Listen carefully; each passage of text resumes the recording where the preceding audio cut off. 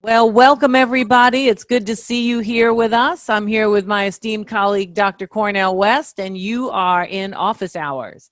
Office Hours is a segment that we do where we tackle some thorny issues or raise questions or answer your questions in case you have them on topics that are difficult to digest or that we're curious about or just breaking news of the day.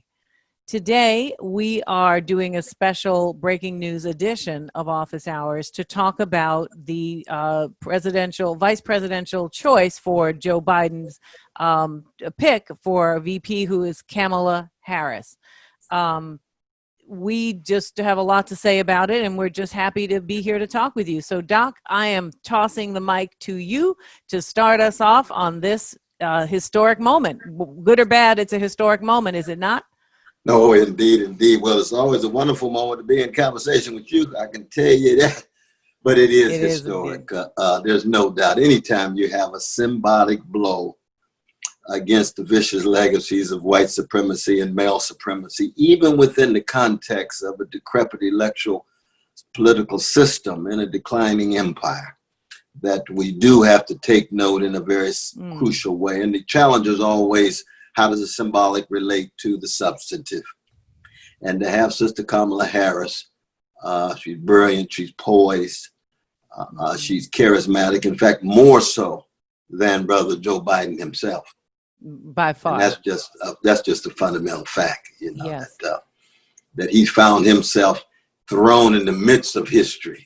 White, mediocre, milquetoast, neoliberal brother ends up vice president. Barack Obama now chooses Sister Kamala Harris. I give him credit for that.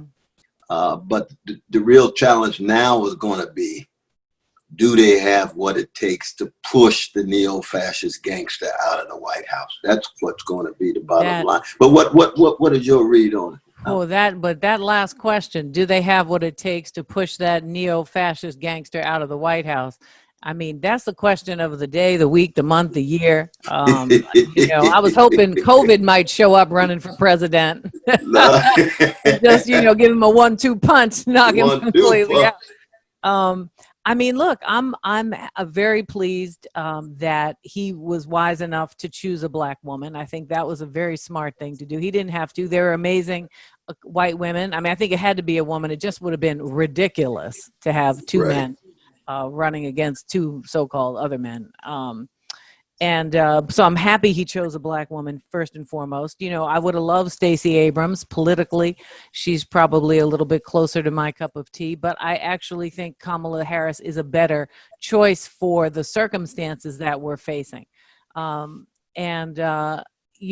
She is extremely poised. She's quick on her feet, and she will take a fool down. I mean, this is a legal mind that is no joke. If anyone's been following her Senate hearing, appearances, there are a couple things that come to mind about her and about what it means about race in America that I wanted to run by you, Doc, which is, the way that she and Barack represent this kind of mixed race blackness.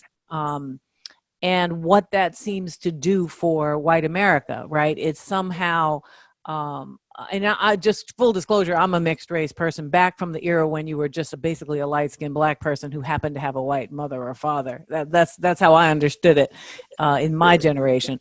But I'm a little concerned about the way regular everyday black folk who don't have some kind of what I call kind of ethnic special sauce are being disadvantaged or treated as sort of too black by category. And I don't know, maybe I'm being oversensitive to black folk or what, but what do you think about that? Do you think there's something there about, the joy of Barack? I mean, again, he's a brilliant orator. He's a graceful, smart, brilliant person. I mean, this is not to diminish either one of them, but I think there's something that's outside of what they can control that is giving them a certain level of cachet. And I guess I'm a little bit concerned about that. Now, I think that the white power structure has always come up with ways of trying to push back the ordinary and everyday Negro in that sense. And we must embrace blackness in all of its forms. You could be from Ethiopia, you could be from Jamaica, you could be from Barbados, or you can be from Chicago. But it's true that those who are Negroes or ex-Negroes are usually somehow pushed back. Yeah. And the white power structure is easily tries to mobilize those who have a certain kind of blackness that don't constitute a fundamental threat to the system that the white power structure is trying to preserve. There's just no doubt about that. Yeah. Now we know, I mean, you got Negroes like Clarence Thomas, who is as right wing as he can be. Biden plays a very important role in him ascending to that position. You know what I mean? Don't remind me. I'm trying to get my head around voting for Biden. Don't remind me, okay? I think we got to vote for both, Biden and Harris, just as part of the there's no question. Coalition. It's not even a question. And I love my Green Party brothers and sisters. I love the Movement for People's party too, with Brother Nick, and I'm going to be part of both of their activities. But we need a left culture on the one hand of opposition, but we also got to push the gangster out. And therefore, at the moment, the best that this system can do is to throw out these neoliberal centrists, white man and black woman. But I do hear your point about, I like that. But what had you say, the ethnic sauce? Special sauce, yeah, kind of ethnic special sauce. And it's sort of I think it's, allows some whites who I felt were super excited about Barack Obama to feel like we could embrace blackness without it being like too black in a way that reminds us of just how white we actually are. I'm speaking very loosely here, just to capture a spirit. I'm not trying to cast aspersions. This is rarely talked about, but it's felt in the lived experience of all the different kinds of black folk who are around, And the same is true even, Sister Kamala's precious mother, who's brilliant in her own right. But, it's not my hunch is diminish. she's probably Brahmin. So she's got her own challenges with the Dalit peoples in India in that regard. Brother Donald, Jamaican brother, another brilliant brother in his own right. I don't really know his relation to what was going on in Jamaica prior to 61. In the end, she's an AKA sister too. Oh yeah, she's down now. It's not her. It's not her I'm talking about, really. But we're talking about a whole system. It's the way people get interpreted. Right. It's not her. I mean, she's down and she's not playing no games in that regard. And she's, with Howard, I mean, she made choices. This is not her choices. I'm going to be part of this Negro culture no matter what, and so forth. She represents.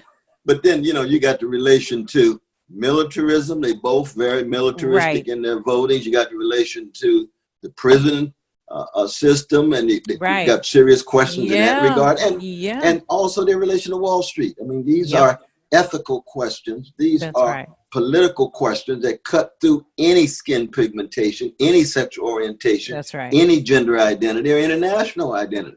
It's very real. It's totally real, and those things are significant. And I'm hoping. I mean, I'm partly thinking that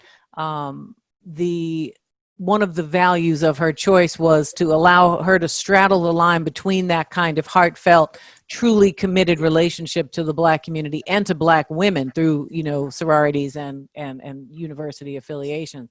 But at the same time, be able to grab some of those middle of the road whites who want to know that she's not going to be soft on crime, because she clearly has a background not being soft on crime. So I think it's sort of, how to get both of those constituencies. But I just want to say one more thing. And before I say it, I wanted to just say the reason I raised the mixed race thing was because of the symbolism. You made such a great opening point about the symbolic value. And it made me think, what else might be at play in the symbolism? Like, we're voting for a Black woman, but white folk might be voting for a mixed race Black woman. If you kind of see what I mean. I hear you. I hear you. And this point is rarely made in the press. It's a very I think there's something there. And so the last thing I wanted to say was, and then I'd love to hear your thought on this, but immediately Trump comes out with, soon as the announcement of her as the selection, he comes out calling her a nasty woman. And I just want to take a minute to talk and unpack for our audience and fans and people, why this term is so problematic. First of all, he uses it only for women. And it's very important to understand the sexual connotation, the devaluing of her intelligence, her expertise, her commitment, the ways in which she is functioning on the same plane as these men. And to sexualize her is the first gesture to delegitimate women's participation in anything but a kind of male sexual social consciousness. And the second thing is the way in which the word nasty really relies on the sexual stigma of women who fall outside of the docile, subordinated behavior that's expected of women. And so he did it with Hillary. He does it with any woman who doesn't have any intention of taking the nonsense he wants to dish out.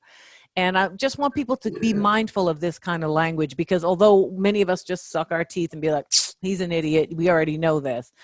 I think it plays on the unconscious of a lot of people, because gender consciousness is damn near primordial. And it just, you know, the way we've been trained really shows up. So I want us to be careful and watch what he does to undermine her credibility.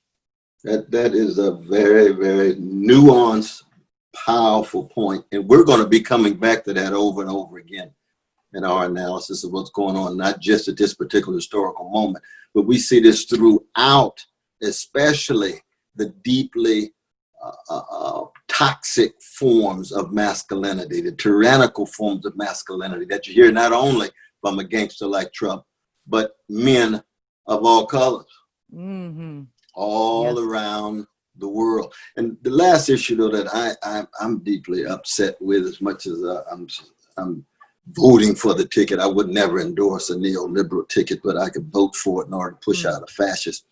But I'm deeply concerned about how Biden and Harris seem to be in the back pocket of AIPAC.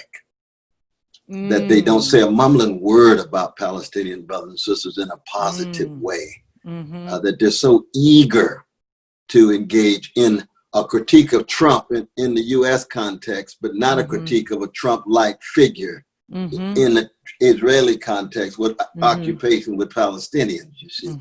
And it's hard to talk about this because this issue is so difficult and delicate in public discourse.